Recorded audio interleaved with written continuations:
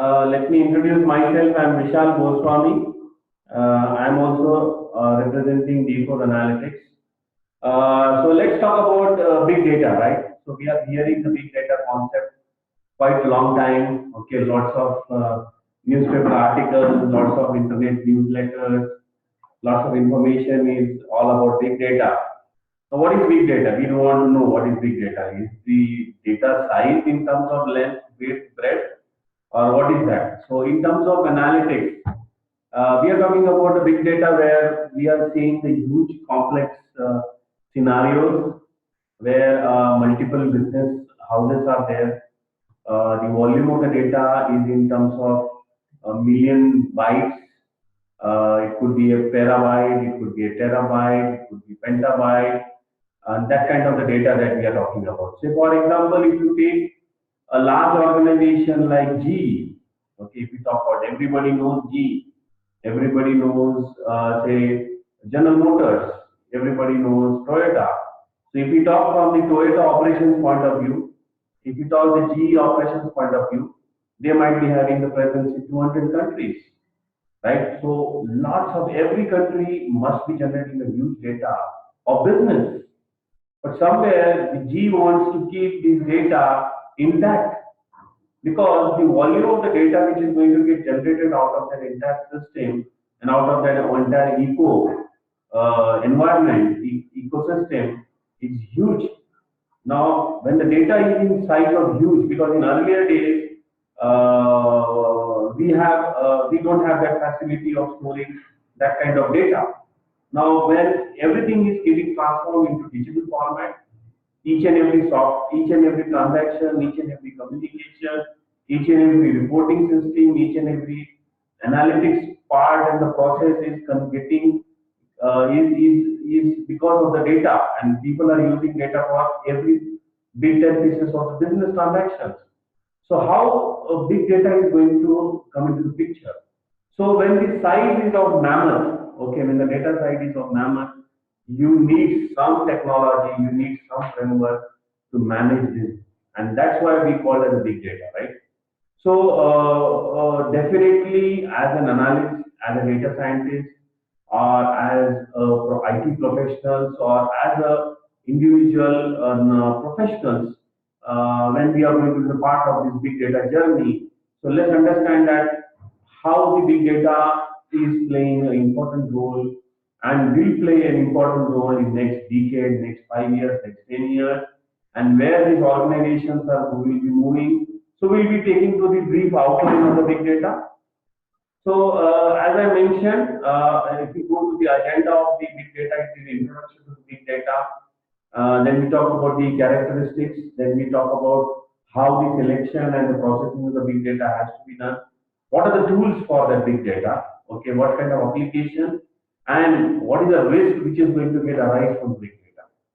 So definitely the participants who have come definitely in one session it is not possible for us to cover in detail all about the big data, but we will give the synopsis of everything, and that will be the point where we will be explaining you that okay, this is how things are going to get over a period of time. This is how the things are going to get handled, managed in big data, and then we take this discussion forward.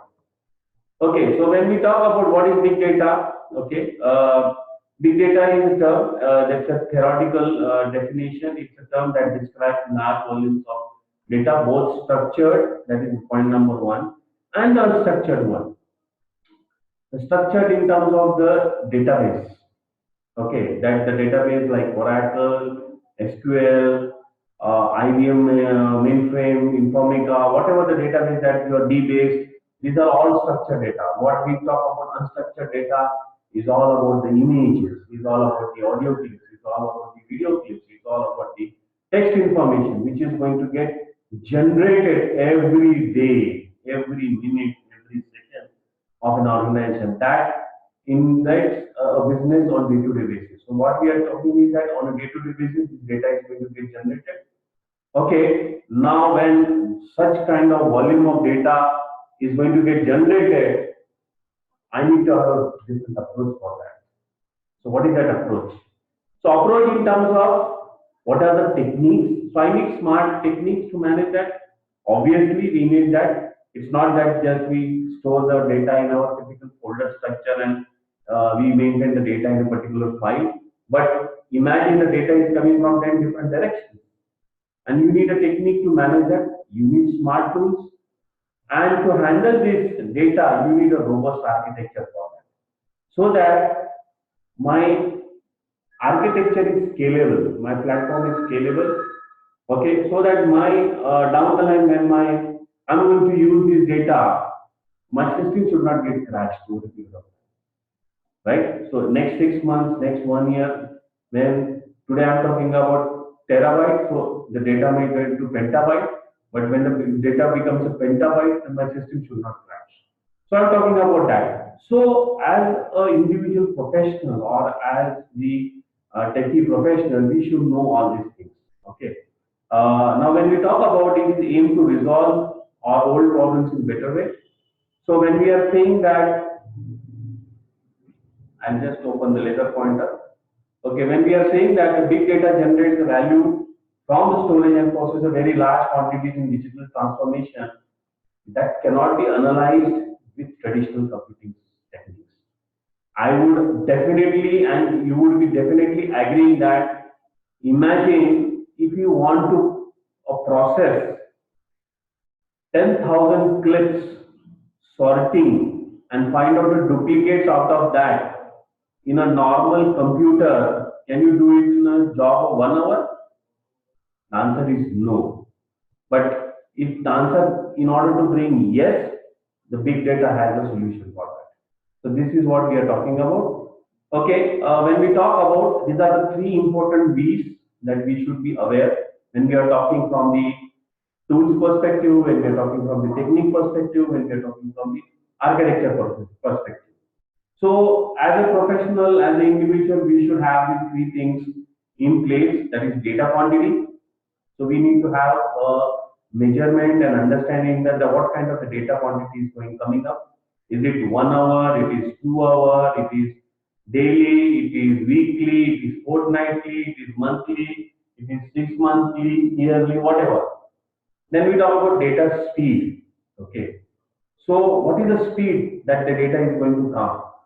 Right? When we started this presentation, when we're talking about GE as a company, large company, and the GE has a headquarters in US. And if there are Australian office operations, at what speed the data from Australian operations will go to the GE US operations and the big data system. So that is what we are talking about the data speed. Then we are talking about data variety. Variety is definitely, as I told earlier, it's not the structured data in the database that we are talking about. All those ERPs like SAP, BAN, PeopleSoft, they are taking part of the structured database. But when we are talking about unstructured database, okay, it's not that tomorrow when we are talking about, it's not just the transaction level information is going to get generated, but there could be other data formats which will be there. It could be image file. In image, there could be the list of different file formats. In video file, there could be list of different video formats, text file. So all this data which is going to get generated in digital form, that is what we call the data type. So fundamentally, any big data person or a big data guy who is going to manage this needs to have this, needs to understand these three characteristics of a big data, that is volume, velocity, and variety. Right? I hope everybody would agree on that, right? So when we talk about what is the first character of big data, that is volume. So let's understand, as I said, the typical PC might have, we'll be talking about the technical thing, might have a 10 gigabyte of storage in 2000. Now they are everybody is a Facebook user. So Facebook ingests 5,000 terabytes of new data every day. So definitely the Facebook, okay, has worked out a solution using big data and is able to manage 500 terabytes of the new data which is getting updated every day, right? So when we are talking about a system, or when we are talking about a software, or when we are talking about a digital platform for an organization, it should have that capability to handle. right? So one more example, that is Boeing 737 will generate 240 terabytes. Okay, flight data during the like single flight across the US. So if I multiply by 365, what is the size of the data? I think you can give the answer post this session and put it on the chat box. Okay, this is the answer. Then we are talking about the data, that is smartphones. Okay, the data that it can be embedded into every object, like data feeding containing the environmental location and other information including video. Right? So this is the volume of the data that is we are talking about. Okay, so your thoughts must be multiplying. Okay, this is the volume of the data. Now, how I want to get the capture? Second thing is the velocity. It's more of the click streams, ad impressions. It's like you get a seamless transformation of any video stream on a low bandwidth of a Facebook page on your smartphone, aren't you? So when you are going to use Facebook, and if you want to run a video with a low bandwidth also, out of those million videos which is hosted on the server, my transmission or my streaming of the video or whatever my streaming is there, it is happening with the right velocity. So that is what I am talking about. It's not the feeding of the data through the big data system, but it's also getting the data out of the big data architecture. So it's all about that. So high frequency stock trading algorithms. So this is one of the applications like the Nasdaq, the Bombay Stock Exchange. There are various things where with all this high financial data takes place. And imagine there is not a single error in that data, and there is no delay, right? So delay would be because of the bandwidth. It is not because of the big data issue, right? So when we are talking about the financial transactions using Bombay Stock Exchange, there could be a delay in accessing the BSE data because of the bandwidth. But if you want to take out that information from the whole bunch of whole big mammoth size of the database, it has to be there. Then the machine-to-machine process exchange between the billion of devices. It's typically a very simple example is smartphone. Okay, if you talk about a global population, and if I want to text this information to WhatsApp or send a video to WhatsApp, or maybe if I want to exchange any information to any device, then this has to also take place very seamlessly. But when we are talking about large organizations, okay, say for example, when we're talking about a G, when we're talking about the General Motors, that is, the General Motors might be having a Ford as a brand, and if I want to monitor the performance of Ford, okay, from all the dealer network across the world, okay, I need to be connected to the directly to the Ford car, and if I want to be connected to the system, then that machine to machine interface starts. Then the sensors, okay. On the plant side, when we talk about the manufacturing side or the infrastructure side, there are lots of sensors which also generate the massive data on a real-time basis. Online gaming support, millions of the concurrent users each producing multiple inputs per second. So this is the different types of the characters of the big data when we are talking about the velocity, right?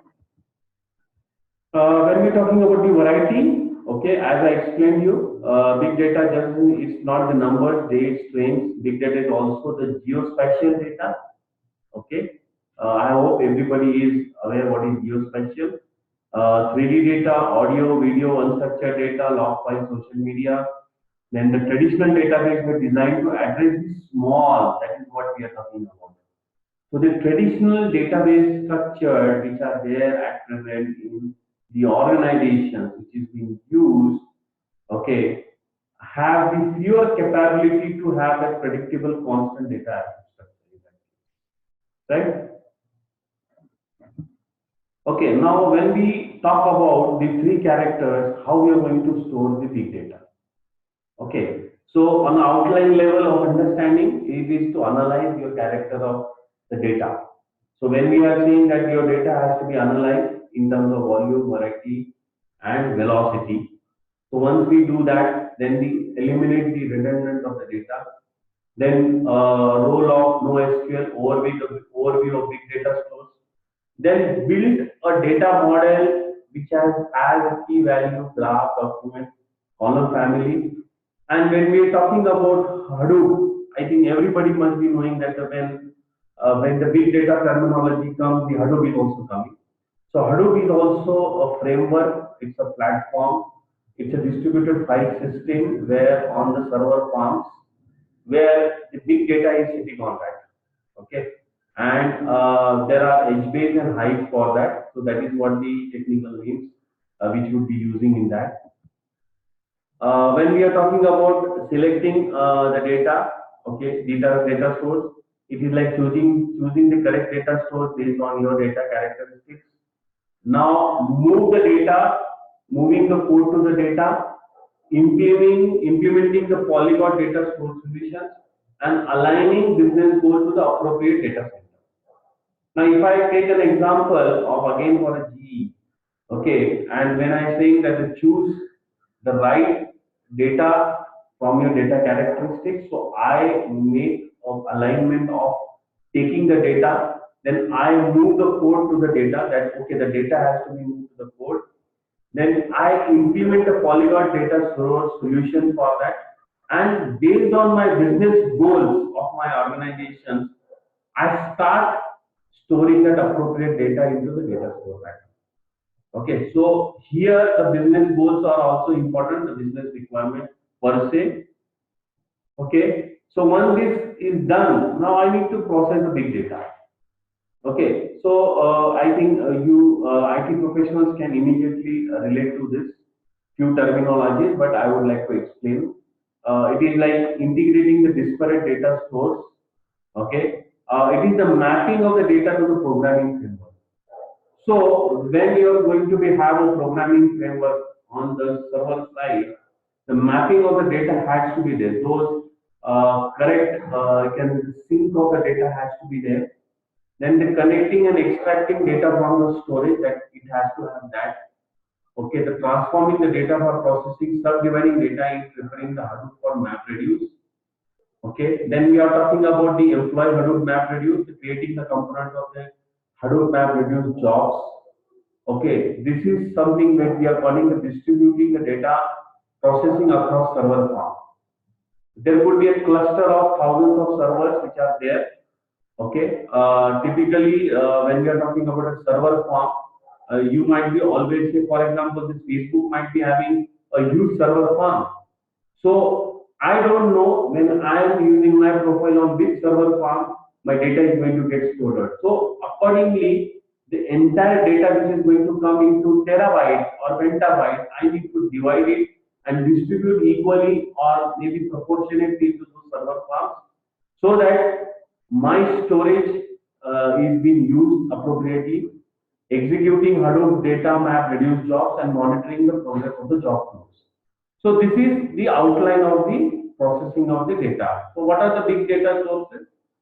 It's users, application, system, sensors, large growing files, that is big data files, which are the typical tools. Okay, when we are talking about the tools, we should know what are the tools that are being used. It is which are when processing on the hosted side. Everybody understand what is hosting, that is the server side. So distributed server, that is cloud. The example is Amazon EC2, where the data is stored. That is the one more example that we are talking about is the distributed storage. That is Amazon. What are the programming model, that is MapReduce. How the data is stored and indexed. High performance schema free database, that is MongoDB. I think this is also quite upcoming technology now we are talking about. Okay, and what are the operations perform the data? So once the data is hosted, stored, programming model is there, stored and indexed. Now I need to use the data for analytic and semantic processing. So types of tools used in big data. When we are talking about the applications, smarter healthcare, traffic control, trading analytics, multi-channel sales, telecom, these are all the applications which I am talking about, and I can talk about 100 more applications where the application of the big data analytics would come into, right? So what are the risks of big data? Okay, so need the right people and solve the right problem. So there is, you need right people, right talent in order to manage this activity. Okay, cost escalate too fast. It is necessary to capture 100%. Many sources of data is, there could be many different types of sources of data where you need to integrate that. That also becomes a risk because every data type and the source would have a different security layers and application. Is the privacy also very important? So privacy per se from the self-regulation and the legal regulation. So that also as a big data developer, you should know all this risk very well and try to cater this risk very diligently.